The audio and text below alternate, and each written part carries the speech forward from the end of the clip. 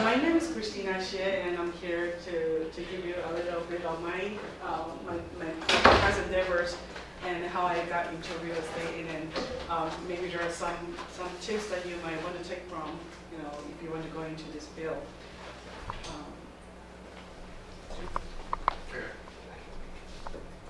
Okay, so I am a double titan. I graduated from, I got my bachelor degree in political science from CSUF REA, minor in psychology, went to work for a few years and came back for MBA. So basically, back in those days, back in the 90s, I was always taking classes from this building. And just surprisingly, if I remember right, my first job as an under, I was on the seventh floor pledging to get funds from the alumni to build the Marriott. So this is how far it goes back. Yeah, I intentionally omitted the years of my graduation. But yes, I've been here. I graduated from CSUF REA in the 90s, and things have changed a lot. Back in those days, even when I was an MBA student, we did not have the REA or real estate related courses, or maybe I wasn't aware of. So pretty much everything was more finance or accounting. And currently, I've just enrolled myself in UCLA Law School and pursuing a master's degree in legal studies.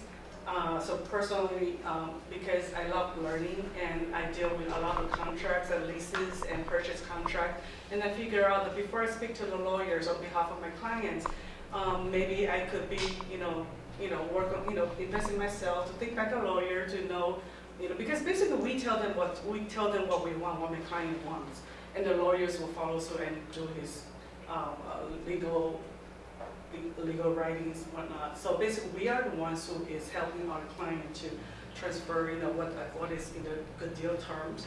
So, so this is, to me, at this point, it's always invest in yourself. One way or another, I believe most of us are in business school, finance or accounting. Invest in yourself, one way or another, you're going to get the benefit or the return of your own investment. Okay, so my career background, I was a businesswoman. So after I got my MBA, I went into business. I was in the consumer electronic industry for over 10 years. I did LED TV. That's when the US, back in 2007 or 8, before the economy crashed, that's when all the TVs had to switch from analog to digital. So I procure panels from Korea, Taiwan, and then they made LED TVs.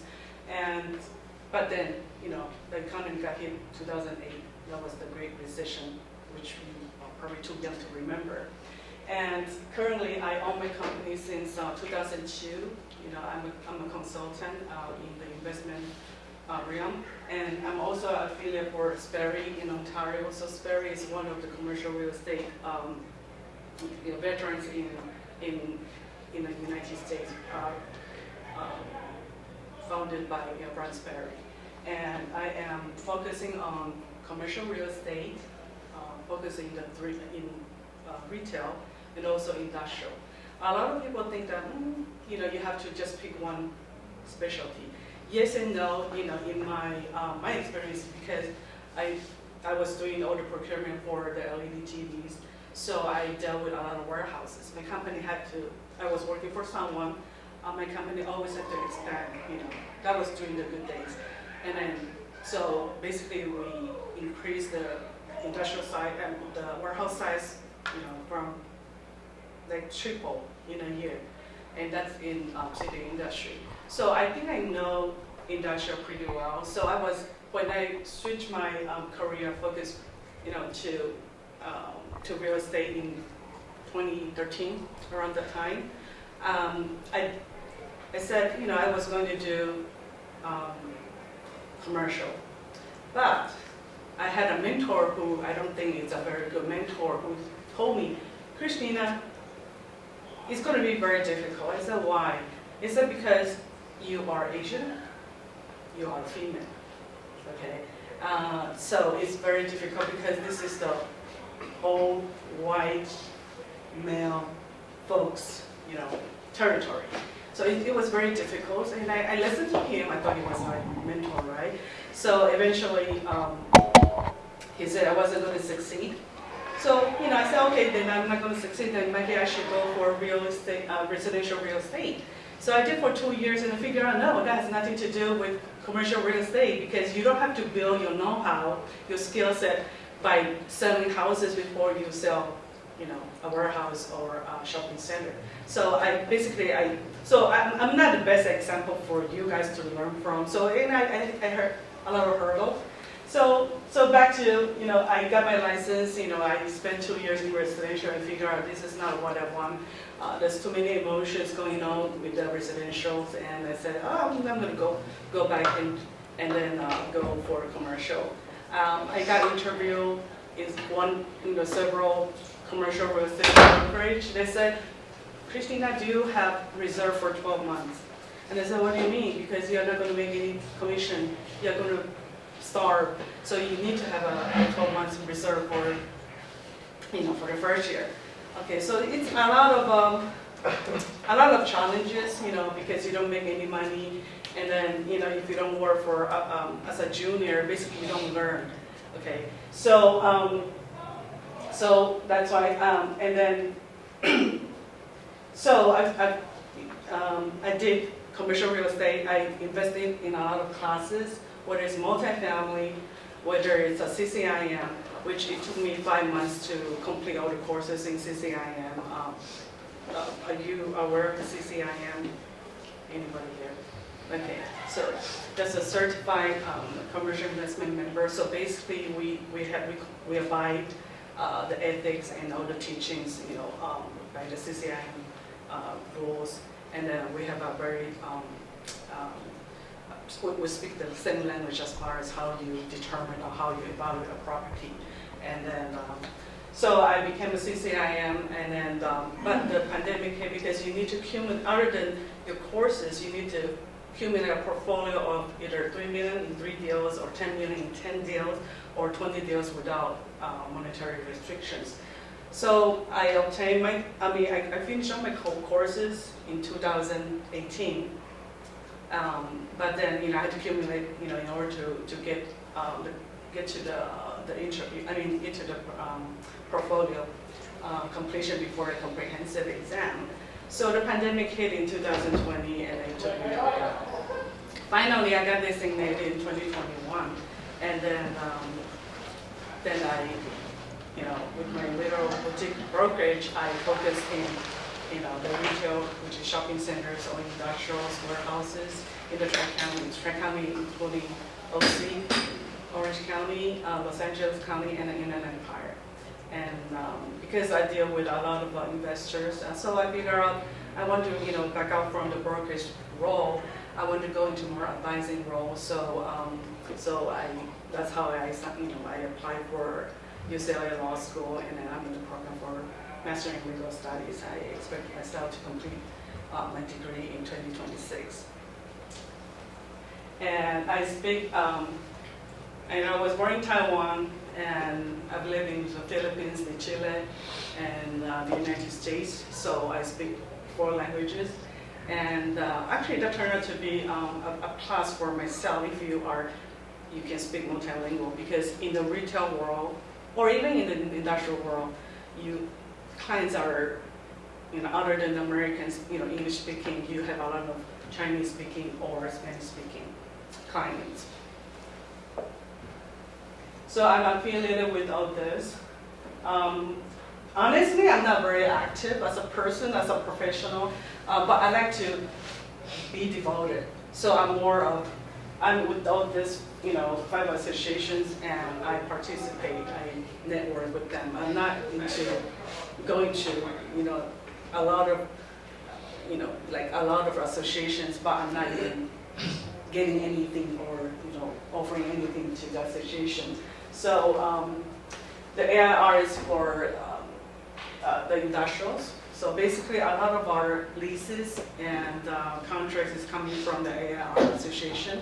And just, I think, beginning of this year or last year, it spread to other 49 states. So before it used to be only adopted in California, so now other states can benefit from it. So basically, if you were a commercial agent, if your company signs up for the AIR, so you can have templates of leases that you don't have to invent the whole wheel all over again.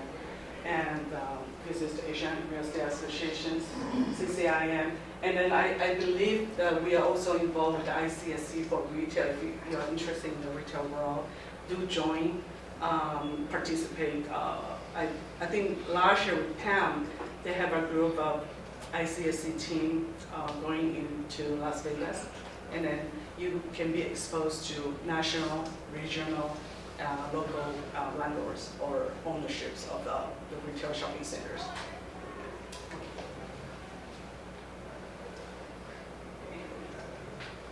So I spoke to a few of you.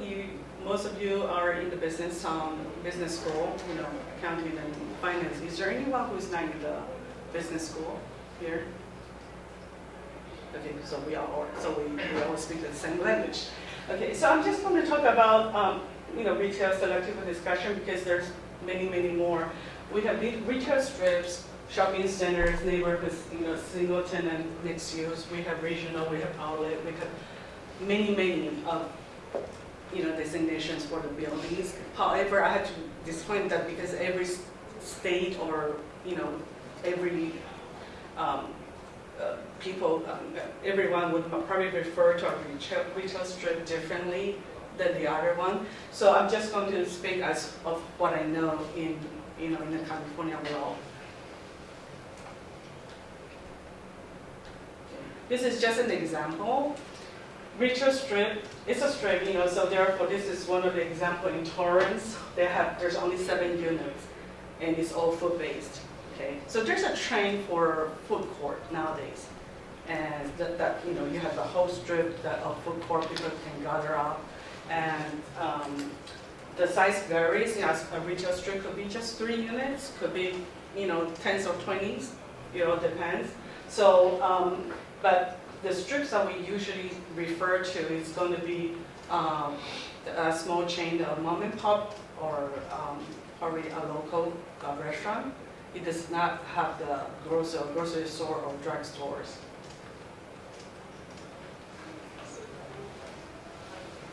And this is an example of neighborhood centers. So when we talk about neighborhood center, usually there is a grocery, there's a grocer, or there's a CVS drug stores. And then it serves, it's catered to day, for the consumers in this whole neighborhood. That's why it's called neighborhood center. And typically it's found in residential areas. So whenever you see there's a grocery anchored, it's a neighborhood center. And it could be a little bit smaller than this one. This one is in Bowen Park. It's got the Superior Grocer, it's got the CVS, so I would say this is a larger size of the neighborhood center. And this is a power center. As you know, there could be Costco, there could be Pier 1. It's usually, they could be connected, or a lot of them are by itself freestanding. A big cluster of national tenants. I don't deal with those. I deal with shopping center, neighborhood centers, and strips. And single tenant, so basically Starbucks. So if you were to deal with single tenant, you're basically, if you were helping the landlord, basically you are helping the landlord of Starbucks. You're not helping Starbucks. Okay, Starbucks is just a tenant for them. So for example, it's Starbucks or Red Lobsters, Burger King. They are freestanding in a pad outside of a shopping center or a mall. Okay, it's a freestanding building, and the tenants are there for, initial lease could be 15 years, 20 years, then plus some options. So, once they build it out, it's going to be there for 20, 30 decades. And we can talk about a triple nickel later. And then mixed use, it's actually a growing sector, a growing trend in everywhere, not only in California, but you see mostly it's being developed in downtowns or metropolitans because there's no space. So a lot of it, in fact, I'm seeing Nutwood and Chapman, I'm seeing it converted into mixed use. Okay, so basically the retail will be on the ground level floor, and then they will go into a structural parking, and on the top could be, condominiums or apartments. That's me. But don't let me scare you. The reason I have that picture is, I'm sure you want to know what are the opportunities for working with the retail world. So you can have two roles. You can be in the sales, and you can be in leases. So if you work in the sales role, chances are you're helping your buyers to buy an investment property, something to collect the rent. For example, you're helping your retired, uncle to buy a single unit, a freestanding unit outside of the mall, and that your tenant is a Starbucks. Okay, so he's going to be collecting rent for the next 20, 30 years. But if you were to, you can also play the seller side, represent the seller selling that investment property. And then sometimes, you, for example, now I'm working with sports bar. We recently bought this place that was occupied by Red Lobster, because Red Lobster has filed bankruptcy. So many of them are out of business. So many of the landlords are trying to sell because they're no longer collecting rents for the past probably 6 to 12 months already. So we got it in a very good price. And then because for a product like that, you probably don't the cap rate or ROI is not going to make much sense because there's no tenant. And then in order to fill it up, to get another tenant for 7,000 square feet, it's going to be quite difficult. It's going to take you probably a year before that ever happens. So some sellers don't want to sit on it, and then so they'll just sell it. So we actually got a good deal, because my client, my buyer, is owner occupied. He's not going to be paying rent, so it's actually to his benefit. And then most of the people who enter newbie is probably going to take the leasing role, just because there's more opportunity to, to work as an agent in leasing. So either you're working as a landlord's rep, so basically tomorrow with the IREM, you're going to know how to. Is that going to be more landlord based? I think it's just a broad educational program through your IREM that's just in general leasing and how to close a lease, how to negotiate the lease and so forth. Okay, so just keep in mind, whether it's in sale or whether it's in leasing, there's always double sided. You can play, you switch your hat. Sometimes you're representing the landlord or seller, or sometimes you're representing the tenants or the buyer. So this, if you were to represent a landlord, so your day-to-day life is to prepare, do some research, prepare the OM, or flyers or brochures, answering the calls from those who want to, leave, and you probably have to go do the showings. And for a tenant representation, you're helping the tenants to, to find a space and negotiate the lease, and then wait until the grand opening. So this, again, going back to me being a contractor, it's because this is, I don't know if you've heard of Noodle Street. Okay, so Noodle Street, a lot of times you are going to see that there's a new development, a retail development, so basically you are pre-leasing. You don't see anything. So, when I leased it, it was dirt. So during the process of signing, after you sign the lease, it's going to take you a year plus before you even see into, restaurants. So you don't have to do this, but I did it. When I did it, I'm from time to time, this is in Eastvale, so I will go check it out. How is, I have to do my due diligence on behalf of my clients, and I have to go, kind of monitor it. Is how's the development going? Yeah, because sometimes usually development could take longer than what they told you it's going to take. Yeah, so you can never open the business.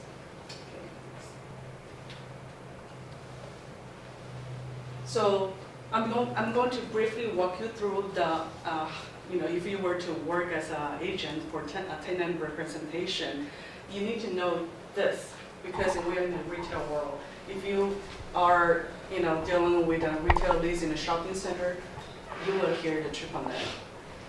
So triple net, briefly, each N represents this factors: property taxes, property insurance, and common area maintenance. So as a tenant, you are expecting to pay base rent plus the triple net. So a triple net is a lease agreement where tenants pays its pro rata share of the full operating costs. So to make it easy to understand, if, for example, this whole shopping center is 10,000 square feet, multi-tenants, right? There is like 20, 30 spaces, and you're occupying 10%. Therefore, the whole expense from that landlord for this calendar, this fiscal year is this much, 30, 40,000. Then what you pay for the triple net is going to be your pro rata share of that part.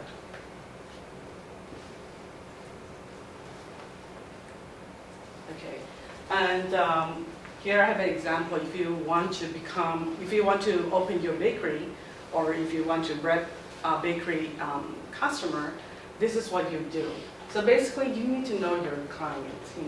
How big is the space that you need. They probably tell you, probably 1,000 to 2,000.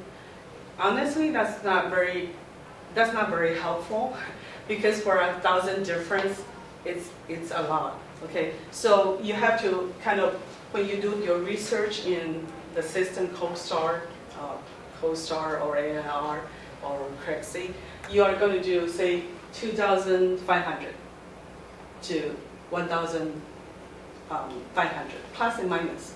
Okay, that way you can capture, the sizes that your client will probably need.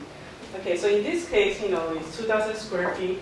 There's a base rent, so you negotiate. The landlord say, well, I want to lease it for $350. Of course, you negotiate for lower, and then you finally lease up. You send an offer for $3. And the triple net, they already told you that the landlord's rep is going to tell you, listing broker is going to tell you, our triple net for this base here is going to be 80 cents. So what do you pay? $3.80 per square foot. And then because even though it's plus minus, but we are going to lease it, the rentable, it says 2,000, so 2,000 times value. This is what you can afford. So these are the steps. I call this my project, usually. I mean, this is the bag of case, okay? So first, if you were to work as a tenant rep, say this bakery store, they ask you, can you find me a place for a bakery? 2,000, right?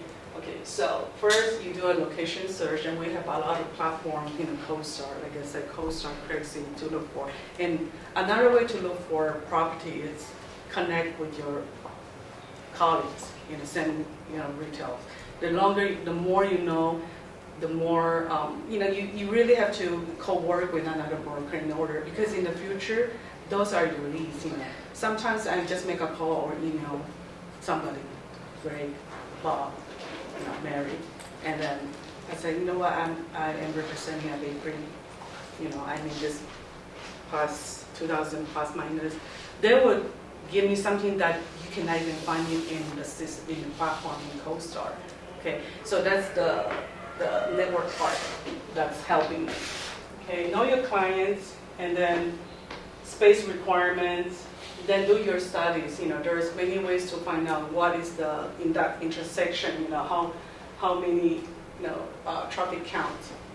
That's very important to know, because if you are in the retail world, you don't want to be leasing a space that's hidden on the back of alley. Yeah, it's cheap, the rent could be cheap, but it would not pay out. Yeah, it would be disastrous where you have to beg, constantly do your social media, just to beg, doing coupon, just to beg people to come visit your store. So especially if you are a dentist, that's a different problem, and that's a different issue, because if you're a dentist, chances are, you go by appointment, right?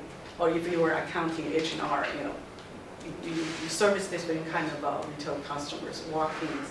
But for retail in the food business, you need visibility. You need people to walk by or drive by and say, oh, you know what? I can turn around today, but next time I'll visit. So location is very important. Daily traffic count is very important. And a lot of times in the four corners of the intersection, there could be 2 shopping centers, one Shell, one Mobile. And you're going to see, strangely, the shopping center across the intersection has more foot traffic. And then for this one, they're renting it for cheap, but there's still not anybody coming in to rent it. So it has a lot to do with the tenant mix. So tenant mix is very important. Not only are you as working for the landlord to know who the tenant mix you want in your shopping center, and then as a tenant rep, you also need to know, am I going to be, if there's a boba shop, and then the landlord is not giving exclusivity, they still want to release it to me, but it's your choice, because if you are selling competing products, eventually both of you lose. So tenant mix is very important. So after you know all this, you do all your researches, then your tenant says, your tenant client say, okay, Cristina, I'm willing to pay $380. Okay, so what you have to do is you submit a letter of intent. You negotiate. Basically, you're negotiating the rents. So like I said, you're negotiating the base term, the base rent.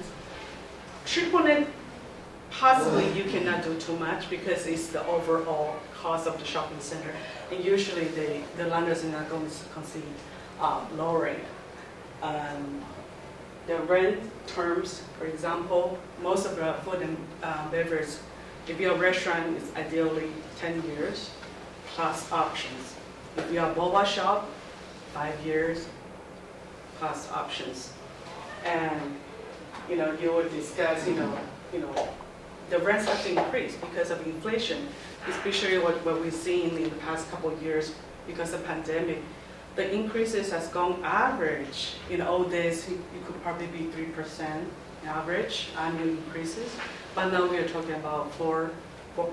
Is at the height of the pandemic, I heard something as high as 5% growing annually. Okay, and but things has cooled down a little bit. So and TIA stands for Tenant Improvement Allowances. So if I were a bakery, chances are, I'm going to be, tied up with my investment. So plus I'm going to be there for the next 5 years or plus another 5 years. So I would like to do the investment for my build out, but I want the landlord to help me. So that's the TIA allowances. So again, during the letter of intent, there's a lot of back and forth negotiations. To the landlord, he's going to think, okay, you want $20 per square foot. You want me to help you, but how if you leave, in 3 years? I'm not going to be able to cover or collect, my investment, get the return on my investment on you. And then for the tenants, you might think, I don't want to pay, I don't want to just get $5 for my TIA because, I'm going to be here for long. And then when I leave, landlord is going to keep all my equipment or all my fixtures.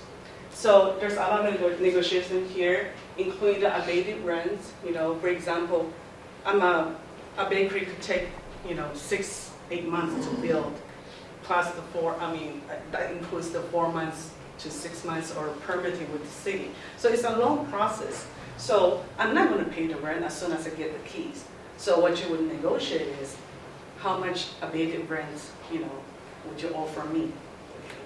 So with all of this, and at the same time, if you were, if you want to impress the landlord so that they will lease it to your client at a good terms, you want to provide your bakery's website, social media, or a menu. For food and beverage, it is very important that they see the menu. The reason being that if I don't know what you're selling in the future, I might have another bakery, or I might have another cafe selling something that's going to overlap. So you always have to provide this information. So first you need to get to know your client, their strength, then you present it to the landlord, and then you negotiate it. You get the best terms on their behalf. Now, everything's good, we transfer everything into the lease. Okay, so all the agreeable terms will already say, okay, $20 per square foot, rent is $380. You give me 6 months free rent. Okay, now, here, this is when you bring the lease draft, or the AIR lease draft, or proprietary lease draft, and let your attorney and the CPA review with your customer. Now you done the signing, right? Okay. The good news is you got the deal. Okay. But this period of time is taking a long time. So this, basically the permit. So basically, after you sign the lease, okay, you have a construction period. So this is when your tenants have to go to the city of Fullerton, apply for a permit. It's going to take you 4 to 6 months if you're lucky. Yeah.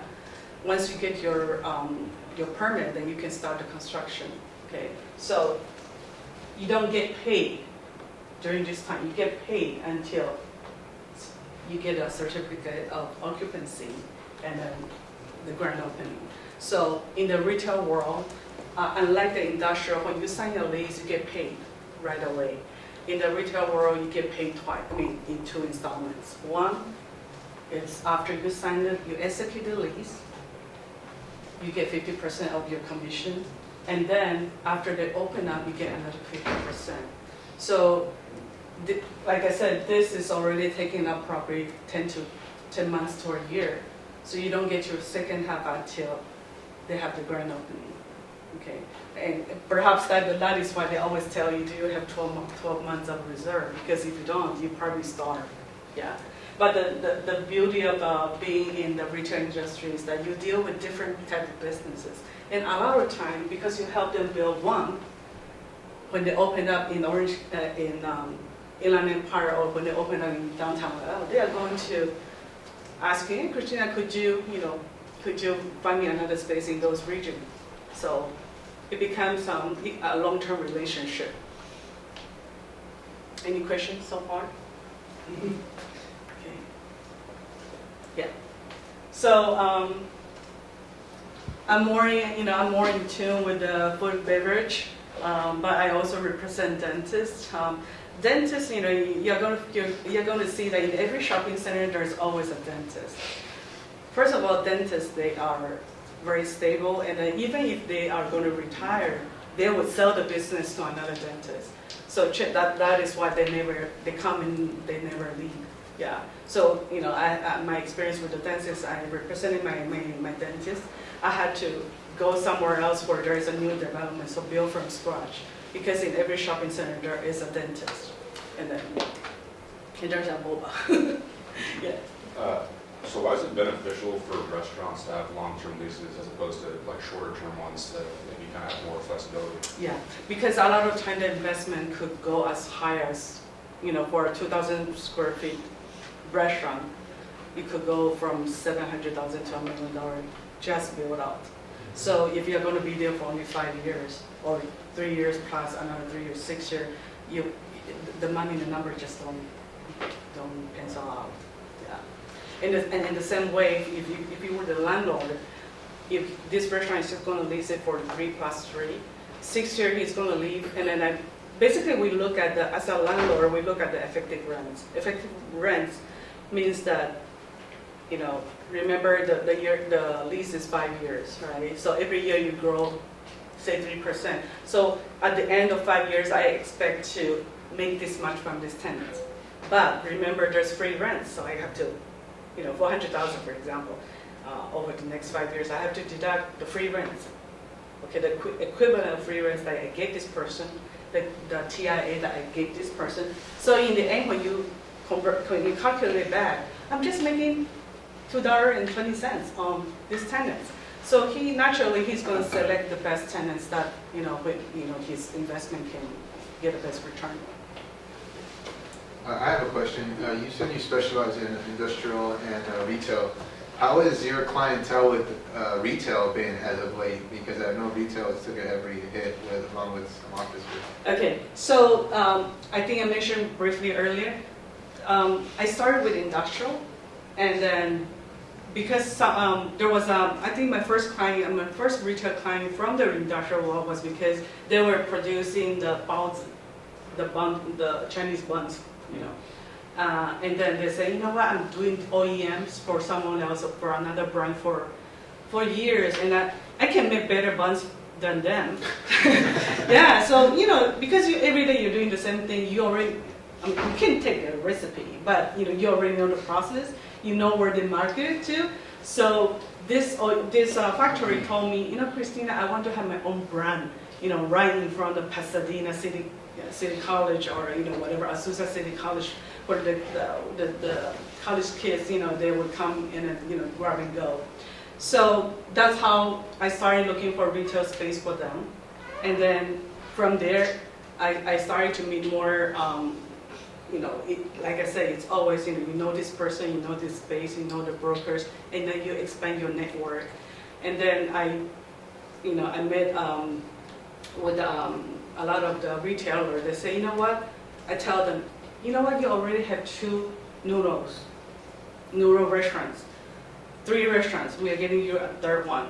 Eventually, you need a central kitchen, and this is when my network or my expertise in the industrial will help me, because, you know, you're not going to have a central kitchen in a retail world, or in a retail. So basically, I have to take them back to shop for, look around for the warehouses, because they, you know, after you have 3 stores or 3 restaurants, it does make sense that you have a central kitchen in an industrial, you know, facility, and vice versa. So that's why I put this 2 category together, and then I'm pretty comfortable with that, because a lot of the professionals in the real estate, especially the big guys, you know, CBR, EJL, they are very, very focused. If you're retail, you do retail forever. And then if you're retail lease, you don't do retail sell. So it's very, you know, in my opinion, I can do more than that. But still, I still don't want to be too diversified. So basically, I wouldn't be, because my expertise is in, you know, industrial for central kitchen with the retail, which is in the food industry. I don't want to kind of, if you're buying an apartment, chances I'll probably refer you out to Bob or to Greg. Yeah, because I don't deal with it that much, though, so my expertise is not going to help you that much. Yeah, so, yeah. Do you do a lot of SBA financing? SBA, I have clients, so basically if you were to represent, so we're talking about buying, right? Yeah. So basically if you're owner occupied, and then you want to pay 10% of your down payment and get the SBAs, yeah, okay. So basically, I will give them three numbers, you know, the SBA lenders that I know of, and then, you know, discuss with the interview with them. Yeah. So basically, agents or brokers, you know, commercial brokers, we don't deal with the process, but we can always, you know, guide your clients or our clients to, you know, you might want to talk to this one and they have a good program for SBA. Yeah. Compared to, you know, like BOA. Yeah. In that picture where you were at the construction site, you actually said you purchased that land and actually like progressed to the development as well. No, I didn't purchase that land. That was actually at the corner. That's in Eastvale. It's called the Merge. So basically, that was the intersection of 3. It's called the Merge of 3 counties, which is Riverside. Actually, 3 cities, which is Eastvale, Ontario, and Chino. Okay, so that was a piece of dirt. So usually the developer, they would hire a leasing office. They will market it. So people like us, you know, like we already have network, or sometimes you search from the CoStar, and then you would tell them, do you have a space for a Chinese restaurant, or a boba shop, or a bakery? And then they'll tell, yes, we do. And then that's how because, you know, when you're in new town and you want to get in as early as possible, because when doing the pre-sale, before they even break the ground, if you don't sign the lease, chances are you would not get any lease, because everything is pre-sold, pre-leased, so that they can tell the banks that, because all these developers, they are getting construction loans. It's not out of their pocket, everything's construction loans, so they have to look at how many % of the tenancy have you got, how many % of the leases are already signed before they even want to break ground. Yeah. So, so basically that project took us 8 months from scratch. Once you have the permits, they build it pretty fast. Yeah, so it was like 8 months to 10 months before we took possession, got the keys, and we started our remodel. So basically, they will build the spaces, but and then they don't charge you rent until you get the keys, take possession, and then there's another 6 to 8 months of your own renting. What are the advantages and disadvantages of having like a medical tenant in a retail center? Well, now you see a lot of those urgent care. I forgot, I start with a C. I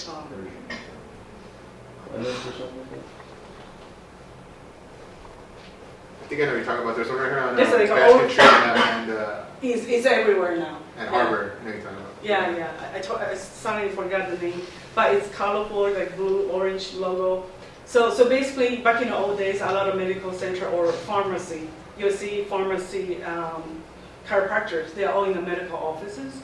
Now things have changed. I have my pharmacy in a retail world, in a retail shopping center, and I have pharmacy. Like I said, the dentist, because the medical offices are more expensive. Yeah, the build out is different. Yeah, so a lot of times, but chiropractors, I think they no longer need that big space. So a lot of them are coming into the retail properties. Yeah, and actually it's been working, especially with chiropractor. I'm seeing a lot of chiropractor optometrists because they can sell their lenses. That's probably more. They make more money on the lenses than their fees. Yeah, so that's why you're seeing a lot of medical center. That's at least from what I'm seeing. I wasn't able to lease out one of my medical buildings for 2 years. Yeah, and I have to admit that it was very difficult because the code is different. The flooring, everything is changed, and unfortunately, my client, who's a landlord, he wasn't willing to give the TIAs, the allowances. So making a lot of my the dentist tenants, they come in, they say, if you don't pay this much, I don't want to, sign the lease. So eventually, it didn't work out. So all these dentists are going into the retail shopping centers rather than on the second floor or third floor of a medical building. Are like medical tenants a pretty safe bet as far as somebody leasing out their property and them being able to pay back? I would say so. Yeah. Yeah. The rents that they pay is higher. It's higher than a regular office, and they are pretty stable. Like I said, if you are a doctor, you don't want to change your addresses every 5 years. Chances are they're going to be there forever until they retire. Yeah, and because every room you need a sink, you need certain plumbing. So there's a lot of investment or TI or build out investment in that initially. So they would not want to just move for just because another person offered them 50 cents less. It's too much work. Yeah. Any other questions? Tell us one more, just out of clarity. The TI allowance, where does that come from? Does that mean they're not paying rent? Does that mean the landlord is giving them money? Okay, so TI, yes, it's actually the amount of money that the landlord is coming out from his pocket, encouraging that, I think, I think your bakery is going to, be a hot shot in my shopping center, so I'm willing to give you. But if you were just like, I don't know, if you're like a tax office, if you're like a tax office, they probably don't see the incentive because it's very seasonal. They probably come in, from February to October. Yeah, and then they're not going to bring in a lot of foot traffic.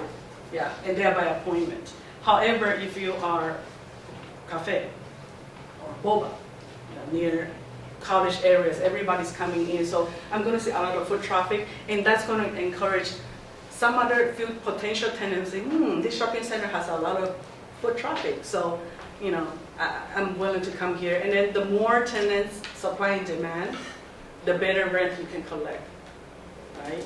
So if you are an HRR, then chances are your rent is not going to be as high as a restaurant or a boba or a cafe. Yeah. And back to the TI. So the more I'm likely to keep you, the better chance I'm going to give you a better TI. But again, the numbers. I mean, these millionaires, the shopping center, they are millionaires. They know how to calculate. They know that I expect this much effective rent from these tenants in the next coming year. Yeah. Are TIAs usually offered like the moment the lease starts, or are they sometimes like earned after the landlord maybe sees that you're like a performing highly, they want you to No, so basically when as soon as you sign the lease, so as soon as you here, we already nailed it down to TIA $30 for the day, for example. It's already in the lease. So you can't get away. Landlord can say, you know what, I have a second thought, I'm going to pull back the money. No. So everything is already here, letter of intent, he agreed to it, we signed it into a lease, and then they can pay you after the grand opening. They don't pay you right away. They probably pay you like a month or how many weeks after your grand opening, making sure that you already open, because how if you never open, I already give you the cash here or the credit to your invoice here, and you run away, because that has happened during the pandemic. My client a few of my clients inherited a lot of leases, very good term, just because they were in the middle of construction and pandemic hit, moratorium, they couldn't survive. They would just break the lease. Yeah. So the good thing about that is that we took a lot of those spaces. But going back to 2020, if you are a small mom and pop who didn't survive past September 2020 on your restaurants, chances are you're already wiped out. But if a lot of my clients, they knew how to kind of change the way you do business. They started to do social media. They started to do like to go carry out. There's a lot of costs with all those boxes, but if you were willing to change it with the trend, and you succeeded and you passed that hurdle in 2020, those survive. And a lot of my clients survive, and they grew, they branched out, and I'm getting more stores for them or restaurants for them. Yeah, but we also saw a lot of poor mom and pop shops. They basically they were wiped out because they were not ready to invest in boxes, social media. They don't know how to do the social media, so it was a very difficult time. Yes. What were the advantages and disadvantages of being an Asian woman breaking into this branch of real estate? Okay, speaking for myself, yeah, it is true. Back when I joined the industry, I didn't see many female, not to mention Asian. Okay, and I think it's because my mentor was right. But then he wasn't right all the way, because I think you can still pull yourself through if you are smart enough. I have to say that because of the language barriers, because you're dealing with high net worth, principals, these shopping centers or industrial owners, they are rich. They have a team of lawyers, accountants, asset management. He has a lot of people behind him to do the numbers for him. Yeah, so that's one thing. You have to be well equipped with your finance, knowledge. You have to speak English, at least to communicate with his lawyers, attorneys, convey, because there's a lot of leases and a lot of purchase contract. And then another thing is that you have to be in the mainstream. So I think the conventional thinking was Asian, we are very not outspoken, we are very shy. And the female, they stereotype the female Asians, go sell houses, they cannot handle a deal of $3 million or $15 million US dollar. So I think that was, the stereotype. But I wasn't born in the U.S., but I came here when I was in high school. And I think even if your English is not perfect, but you are willing to invest yourself, you're willing to know the right people. For example, being in the right place. I'm that kind of person who I don't go network in 10 associations, and I probably would network with 5, but then I go deep. I have a very strong relationship with you. And then even now I'm going to law school. I'm meeting the VPs of some, because we have a entertainment law that's very strong in UCLA. So you get to meet different kind of people everywhere. Yeah. So I think being an Asian female is no longer a barrier. Yeah, in this industry, and a lot of them, especially in the CCIM, you'll be surprised. There's a lot of Asian female brokers who are very top-notch, very professional, and I totally encourage. I'm surprised to see we only have 3 ladies here. We gotta change the world. We usually have more. Okay, we should have more. That's good. Yeah. Because ladies, ladies. I don't want to stereotype, but I find it a lot of fun to deal with retail, just because I think female, we have a different mentality. For example, if this is my shopping center, I would suggest to my landlord client, saying that let's watch out for our tenant mix. For example, if this is in certain income area, I would like to there's a supermarket already, and I probably wouldn't put a vape shop or how do you call it, the smoke shop. Yeah. All because I'm sensitive to, because there's going to be a mom. There's going to be a mom with the little kids going to grocery shopping, and then having a cafe, a Hello Kitty cafe, and then suddenly you see a gun store or a baby store next door. So that's why I always feel that tenant mix is very important, and I think the female perspective can be different. Yeah. So the question they're going to ask me once you leave is, how much do you think she makes?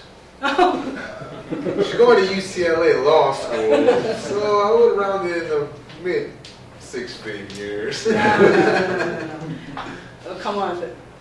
Tuition is $2,500 per unit. No, think of me. Lately I've been doing a lot of retail. Look at this process. This process could take you 2 months, okay? And you still don't find the right place for them, right? Because like I said, if you were in the retail food or beverage, you have to be very careful with visibility, okay? And then this could already take you 2-3 months, right? So you don't get paid. Later you tell, okay, a month or less. Okay, so this is probably 1 month. Here, 6 for a boba, up to, who knows, a year and a half for a restaurant. The construction is so long, you don't get paid until, hey, grand opening, balloons. I have a follow-up question. The Center for Real Estate actually provides certification for Argus. Do you, as a broker in retail specifically and industrial, where it's more mixed unit, do you in your daily operations come across Argus and have you used it yourself, or have you used associates that used it to evaluate your commercial units? Okay, so I don't use it, but because I have a boutique brokerage, so there's only just me and my partner, and so I don't need that system. Yeah, it's too big for me. Yeah. How would you say most of, do you find your clients, or do your clients find you? Okay. You mentioned a lot of it's some repeat business as well, but Yeah. how do they what's the very first? Okay, you don't want to know how I started. Well, like I said, I was misguided by this mentor. He was back in the days, we still have in-person class for license. So So I took his class, and then he said, I can be your mentor. And as he asked me, what do I want to do? I said, I want to do industrial, just because I know from my previous experience with the TV business, we're constantly looking for a warehouse. So I was very familiar with the warehouse in city industry. That was before Ontario came up. And I'm sorry, your question was. Like, do you find your clients or? Yeah. Okay. So I went and did 2 years of residential, which I enjoyed a lot. But then I thought, I could do better than that. Yeah. Okay. So if you service anybody, whether you're in the residential or in the commercial, you serve them well, they will remember you. So my first client was, Cristina, can you help me look for a warehouse? So because this rich guy who bought a house, in Irvine over $1 million, he is also a business owner. So so I looked for, I was very quick because I was in the business for many years. So therefore, I know the specs that they require for this kind of business. I know, if you were to look for a warehouse in Santa Fe Spring as compared to Ontario in those days, because it's not only the rent that's different. Ontario at the time could be lower than Santa Fe, but it's going to be newer. Ceiling is going to be higher. You can stack more. And then the 53 feet trailer from Long Beach to Santa Fe is going to cost a lot less than here. But however, depending on his business, because in Ontario you already have an international airport. You have all the logistics. You have the FedEx. You have the UPS. The fulfillment center there. So there's, depending on the type of business or type of product that he carries, he must still find it worthwhile to rent in Ontario, even though he's paying a little bit more for the 53-feet trailer. Yeah. So because of that, and then they will do a referral. And like I say, I don't make much money, right? Because I'm a boutique.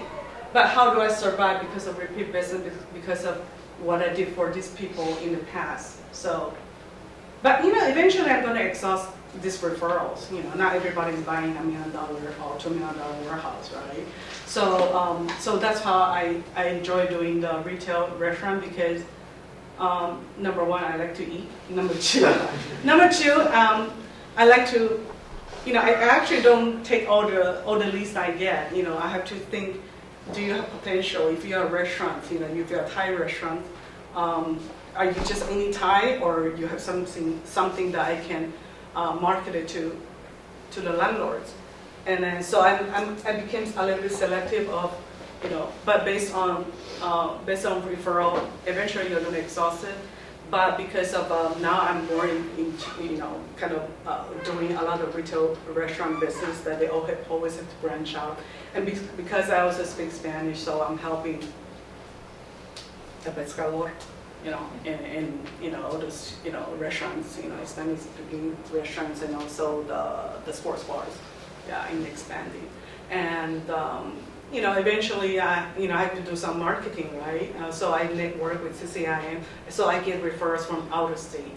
You'll be surprised that during the pandemic, there's a lot of New Yorkers, restaurants in New York coming to California.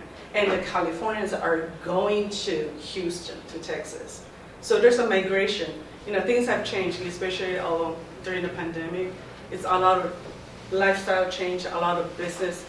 Before, if I'm a restaurant, I need 2,500. Now I just need 1,800. Why?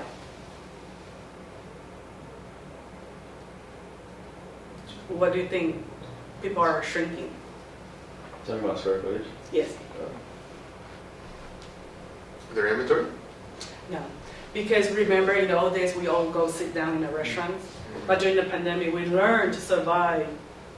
Half is takeout. Okay? So that's why you don't need any more. The footprint is shrinking.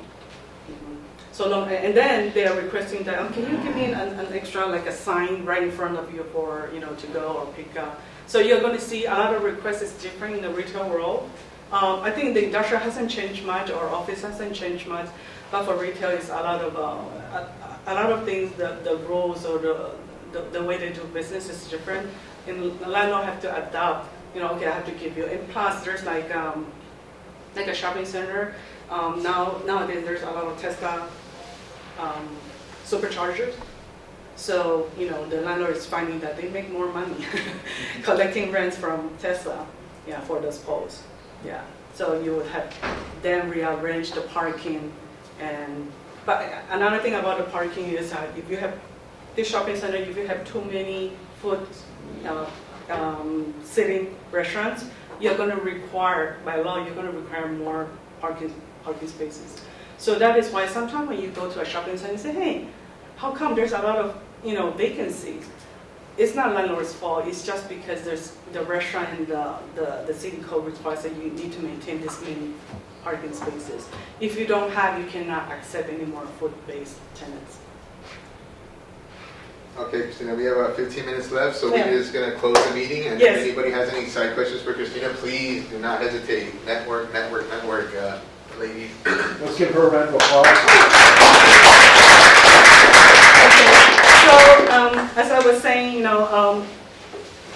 you have my email, contact your for my email, or for any questions, whether you're interested in going into the retail world or industrial. I believe, Gary Martinez, he already spoke about, so that's why I chose to speak about the retail. Retail is very exciting.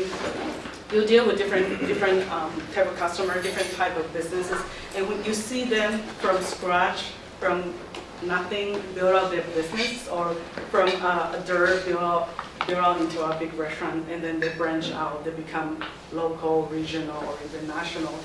You're part of, I feel like I contribute, I'm part of their success. Yeah. So I have a little gift, trick or treat.